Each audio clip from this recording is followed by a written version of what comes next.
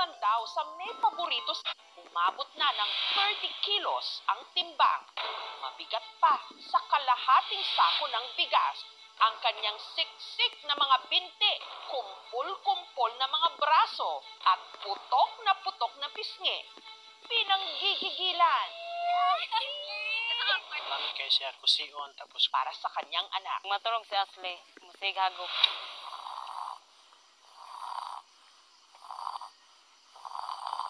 Kung asa siya mawigda, dito po siya. Gaano rin ba kalaki ang mga bata sa inyong pamilya? Baby fats lang ba ito o sintomas ng mas seryosong sakit?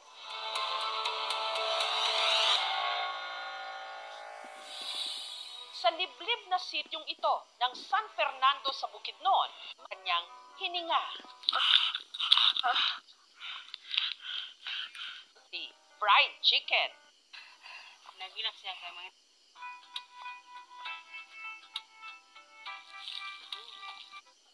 Para raming Niya ng 3 buwan,